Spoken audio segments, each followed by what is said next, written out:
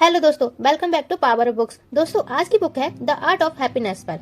आमतौर पर हम सब खुशियाँ कहाँ ढूंढते हैं? अपने दोस्तों में, अपनी फैमिली में, अपने ऑफिस में, अपने बिजनेस में, अपने कॉलेज में, यानी कि बाहरी दुनिया में खुशियाँ ढूंढते हैं। जबकि खुशियों का सोर्स एक्सटर्नल नहीं होता, इंटरनल होता है। क्या आपने कभी नोटिस किया, जब आपका मन अशांत होता है तो आपको खुशी तो वो है स्टेट ऑफ माइंड जो आंतरिक खुशी से आती है, बाहरी से नहीं। इसलिए अगर माइंड को ट्रेन कर लिया जाए तो इंसान हर हाल में खुश रह सकता है। बाहरी दुनिया से देखें तो खुशी जरूर मिल जाएगी। मतलब अगर आपको आईफोन मिल जाए तो आपको टेम्पररी हैप्पीनेस जरूर मिलेगी, लेकिन अगर आप अंदर से खुश नहीं तो फिर आपको आईफोन क्या, आपका ड्रीम स्पेसशिप भी खुशी नहीं दे सकता। जिस इंसान ने अपने माइंड को ट्रेन कर लिया वह कैंसर जैसी बड़ी बीमारी में भी खुश रह सकता है, पॉजिटिव रह सकता है। लेकिन जिसको रोना है उसके लिए छोटे से छोटा रीजन भी काफी है।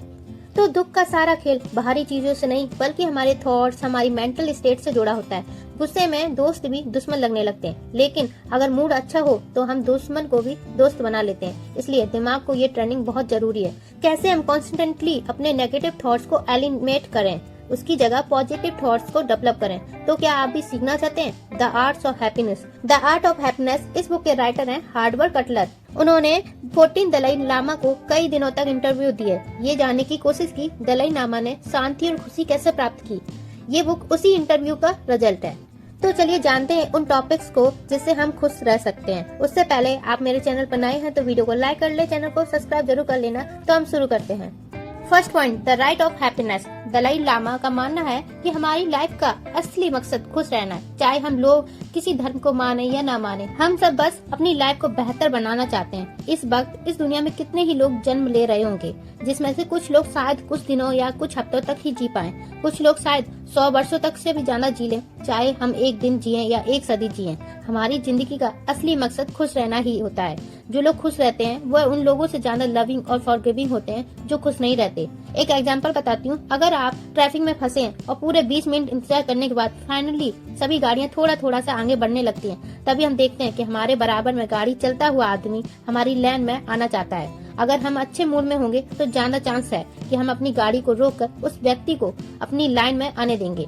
लेकिन अगर हमारा मूड अच्छा नहीं तो हम सोचेंगे मैं इतनी देर से आगे बढ़ने के इंतजार कर रहा हूँ, तो फिर उस व्यक्ति को आगे बढ़ने का मौका क्यों दूं? यही सोचकर हम तेजी से अपनी लाइन में आगे बढ़ जाएंगे। इस एग्जाम्पल से आपको ये बात तो अच्छे से समझ आ गई। जब हम खुश रहते हैं तब हम खराब सिचुएशन में भी खुद को और खुद के आसपास के एनवायरनमेंट को पॉजिटिव रखते हैं। जैसे जैसे हम अपनी लाइफ के उन फैक्टर को समझने लगते हैं जो हमारी लाइफ में खुशियाँ लाते हैं, वैसे वैसे हमें ये भी ऑटोमेटिकली समझ में आ जाता है हमारा खुश रहना सिर्फ हमारे लिए नहीं बल्कि हमारी फैमिली, यहाँ तक कि पूरी सोसाइटी के लिए कितना अच्छा है। Second point, the path of happiness. खुद खुश रहने के लिए सबसे पहला स्टेप है लर्निंग यानी सबसे पहले हमें ये सीखना होगा किस तरह नेगेटिव इमोशन हमारे बिहेवियर के लिए नुकसानदायक हैं। इसके साथ ही पॉजिटिव इमोशन हमारे लिए किस तरह मददगार होते हैं। हमें पता होना चाहिए कि नेगेटिव इमोशन सिर्फ हमारे लिए नहीं बल्कि पूरी दुनिया के लिए बहुत ज्यादा नुकसानदायक है।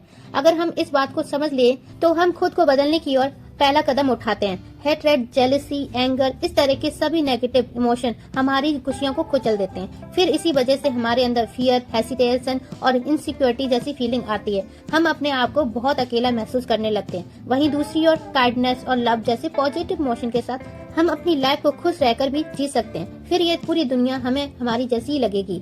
तब हम अपने आप को इस दुनिया के साथ जुड़ा हुआ महसूस करेंगे। इसी के साथ फियर, हेसिटेशन और इनसिक्योरिटी जैसी फीलिंग भी अपने आप खत्म हो जाएगी। लोग आप पर पहले से ज्यादा विश्वास करने लगेंगे। इससे भी ज्यादा जरूरी आप साइकोलॉजिकल और भी ज्यादा हेल्थी हो जाएंगे। Third point, mental discipline. जिस तरह बॉडी को हेल्थी रखने के लिए बहुत सारे विटामिन और न्यूट्रिएंट्स की जरूरत होती है, उसी तरह हमेशा खुश कैसे रहा जाता है ये सीखने के लिए भी बहुत से मेथड की जरूरत होती है। अगर हम नेगेटिव इमोशन को ओवरकम करना चाहते हैं तो सबसे पहले हमें ये समझना होगा ये काम किसी एक टेक्निक को बस 1 या 2 बार प्रैक्टिस करने से नहीं होगा। एग्जाम्पल लेते हैं, जब हम एक क्लाइमेट से दूसरे क्लाइमेट में जाते हैं तो हमारे शरीर को कुछ नए एनवायरनमेंट को अडॉप्ट करने में कुछ थोड़ा सा समय लगता है। ठीक उसी तरह जब हम अपने माइंड को एक नेगेटिव मेंटल स्टेट से पॉजिटिव मेंटल स्टेट में ट्रांसफॉर्म करते हैं तो उसमें भी थोड़ा सा समय लगता है। हमें रोज सुबह उठकर खुद से कहना चाहिए, मैं आज के दिन को वेस्ट नहीं होने दूंगा, पूरा दिन एक पॉजिटिव अप्रोच के साथ पहले से बेहतर तरीके से जीऊंगा। फिर रात को सोने से पहले हमें अपने आप से पूछना होगा, क्या मैंने आज का दिन वैसे ही बिताया जैसा मैंने सोचा था। इस प्रोसेस को रोज करते हुए धीरे धीरे आप अपने माइंड में पॉजिटिव थॉट्स को डाल सकते हैं। शुरुआत में पॉजिटिविटी आपको नेगेटिविटी के सामने बहुत छोटी लगेगी, लेकिन उसके बाद धीरे धीरे नेगेटिव बिहेवियर आपकी लाइफ से अपने आप गायब होने लगेगा। ये तो सच है कि चाहे हम कोई भी एक्टिविटी करें, इस दुनिया में कोई भी ऐसा काम नहीं जिसे ट्रेनिंग और प्रैक्टिस से आसान ना बनाया जा सके। ट्रेनिंग और प्रैक्टिस की मदद से हम खुद में बड़े बड़े चेंजेस ला सकते हैं। फोर्थ पॉइंट है एथिकल डिसिप्लिन। एथिकल बिहेवियर और इनर डिसिप्लिन दोनों ही हमारी लाइफ को बेहतर बनाते हैं। इन दोनों को मिलाकर जो शब्द बनता है उसे ही एथिकल डिसिप्लिन कहते हैं। यहाँ डिसिप्लिन का मतलब है सेल्फ डिसिप्लिन, जो हमें अपने नेगेटिव क्वालिटीज को ओवरकम करने के लिए ही अप्लाई करना चाहिए। Fifth point, importance of education in life. अगर हमें किसी भी प्रॉब्लम का समाधान निकालना होता है तो हमारी नॉलेज ही हमारे काम आती है। इस नॉलेज को प्राप्त करने के लिए अलग अलग लेवल होते हैं। एग्जाम्पल के लिए आदि मानव में इंसानों को ये नहीं पता था खाना कैसे पकाते हैं, इसलिए वो जंगली जानवरों की तरह ही खाते थे। फिर जैसे जैसे टाइम बीतता गया, इंसानों ने प्रोसेस करना शुरू किया। इसके बाद सीखा कि खाना कैसे पकाया जाता है, किस तरह उनमें मसाले डालकर उसे और भी टेस्टी बनाया जा सकता है। फिर इसी तरह उन्होंने अलग अलग तरह की डिशेस बनाना सीखी। अब अगर हम आज के समय की बात करें तो जब हम कभी बीमार होते तो हमारी नॉलेज की वजह से ही हम ये समझ पाते कि कौन सा खाना हमारी सेहत के लिए अच्छा नहीं। चाहे हमारे मन से उस खाने की इच्छा हो, फिर भी हम ये कोशिश करते कि हम उन चीजों को ना खाएं। अभी जो मैंने एग्जाम्पल बताया था आदि मानव वाला, इससे एक बात तो साफ है, जितनी हमारी नॉलेज होगी उतने ही अच्छे से हम अपनी लाइफ को जिएंगे। इसी तरह जितना ज्यादा हम जानेंगे कौन सी चीजें हमारी जीवन में खुशियाँ लाती है, कौन सी चीजें दुख लाती है, उतने ही ज्यादा अच्छे तरीके से हम अपनी लाइफ को जिएंगे। ये सब जानने के लिए ही हमें एजुकेशन की जरूरत होती है। 6 पॉइंट है व्हाट इज स्पिरिचुअलिटी। बहुत से लोग नास्तिक होते हैं, लेकिन इसका मतलब ये नहीं कि वो लोग आध्यात्मिक नहीं हो सकते। दलाई लामा कहते हैं कि ये इम्पोर्टेंट नहीं आपका धर्म क्या है या आपका कोई धर्म है भी या नहीं। दलाई लामा बेसिक आध्यात्मिकता में विश्वास रखते हैं। बेसिक आध्यात्मिकता में जो चीजें आती हैं वो है दयालु होना। एक अच्छा इंसान बनना है तो एक दूसरे की परवाह करना। 7 point, change is the only constant. जब दलाई लामा से दुख के बारे में पूछा गया तो उन्होंने ये बताया कि लोग एक बहुत बड़ी गलती ये कर देते हैं कि वह दुख को अस्वाभाविक समझ लेते। फिर उन्होंने कहा कि दुख एक जीवन का हिस्सा है, लेकिन लोग इस बात को स्वीकार नहीं करते। खुद को पीड़ित बताकर किसी और को दोषी ठहराने लगते हैं, जबकि असलियत में कोई दोषी होता ही नहीं।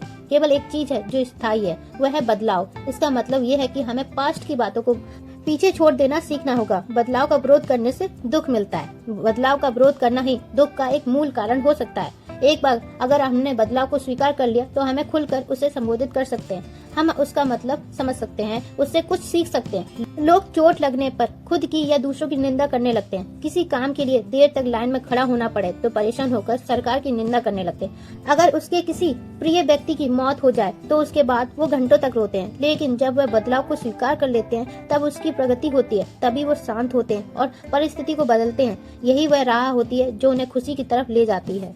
8 point, be honest about your limit. आत्मविश्वास को बढ़ाने के लिए बहुत से अलग अलग तरीके होते हैं। उनमें से ज्यादातर तरीके ऐसे होते हैं जिसमें हम खुद को चुनौती देते हैं, लेकिन दलाई लामा का नजरिया इससे बहुत अलग है। वो कहते हैं कि हमें अपनी सीमाओं का पता होना चाहिए। हमें अपने और दूसरे लोगों के साथ इस बात को लेकर ईमानदार रहना चाहिए कि हम क्या कर सकते और क्या नहीं कर सकते। अगर हम इस बात को जानकर संतुष्ट हैं कि हम सब कुछ नहीं कर सकते तो हम इस बात को सबके सामने भी मान सकते हैं। बाहर से आत्मविश्वास लाने के बजाय हम सच्चाई के रास्ते पर चलकर अंदर सही से ही आत्मविश्वास ला सकते हैं। अगर हमें किसी की बात समझ नहीं आती तो हमें उस व्यक्ति को बताना चाहिए हमें उसकी बात समझ नहीं आई, ताकि वो हमें दोबारा समझा सके।